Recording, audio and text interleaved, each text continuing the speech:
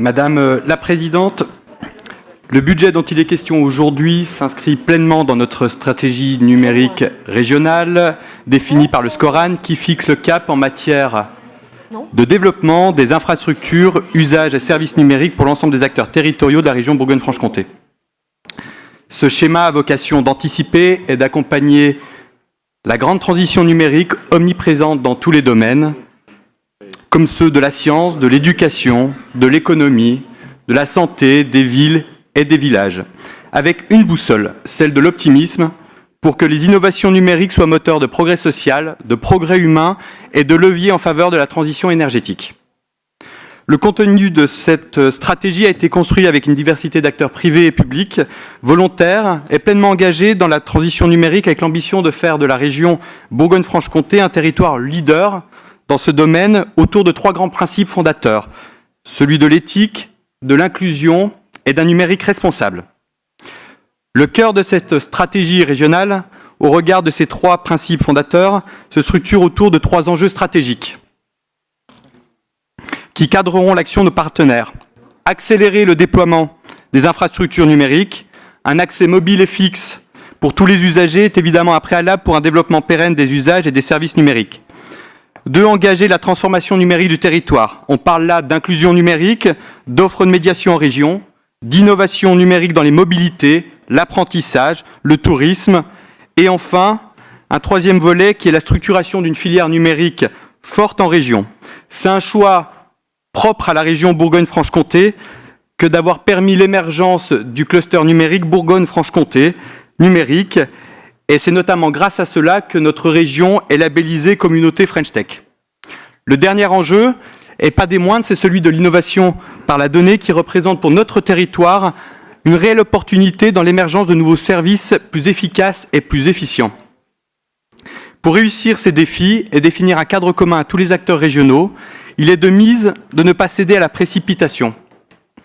La transformation numérique nécessite une stratégie et une mise en œuvre réfléchie pour garantir, il s'agit de la 2e slide, pour garantir la cohérence des politiques régionales en termes de numérique, assurer l'efficacité et la coordination de l'administration. Une feuille de route sera présentée lors de l'AP de 2020 qui détaillera le cadre et le plan de transformation numérique à cette occasion.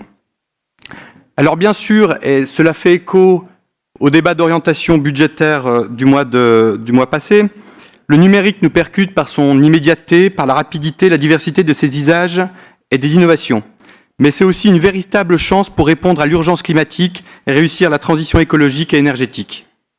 Cela passe par exemple par une plus fine connaissance des déplacements, à l'image des recherches du laboratoire Orange à Montbéliard, qui analyse les flux en temps réel de tous ceux qui sont propriétaires d'un téléphone mobile, par une meilleure traçabilité et gestion des ressources grâce aux données collectées, des mobilités facilitées et partagées grâce aux applications mobiles ou encore une meilleure maîtrise de sa consommation.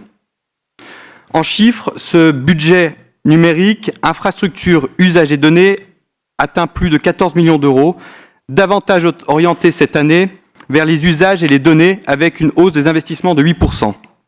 Les autorisations de programme sur les infrastructures FTTH étant engagées en 2018.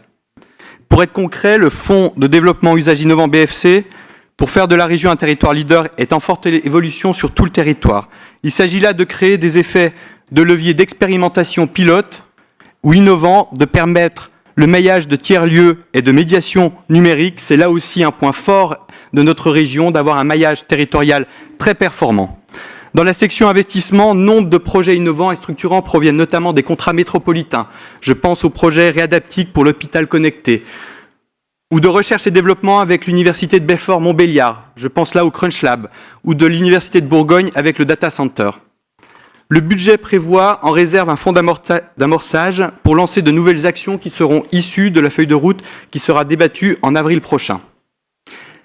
La région va également intensifier la mise en place d'animateurs dédiés au développement des usages. Ces animateurs sur tout le territoire sont les bras armés pour dénicher et accompagner des projets innovants et structurants localement, comme ça a été le cas pour les campus numériques de Lons-le-Saunier, d'Autun et de Nevers. C'est du budget de fonctionnement, mais qui contribue largement à l'investissement et à l'intelligence collective. Enfin, nous allons continuer l'investissement dans les réseaux d'infrastructures, qui permettent de pallier au retard de déploiement FTTH par les maîtres d'ouvrage départementaux qui s'expliquent, on le sait, par des ruptures de fibre optique. Je pense évidemment au réseau hertzien R-Cube. Ce réseau qui a été une expérimentation régionale, une expérimentation avec succès, a permis de conforter l'emploi.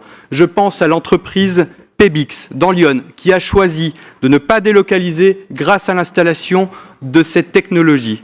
Nous continuerons également de l'accompagnement financier dans le déploiement de la fibre optique pour les entreprises qui font le choix de ce déploiement sur leurs fonds propres.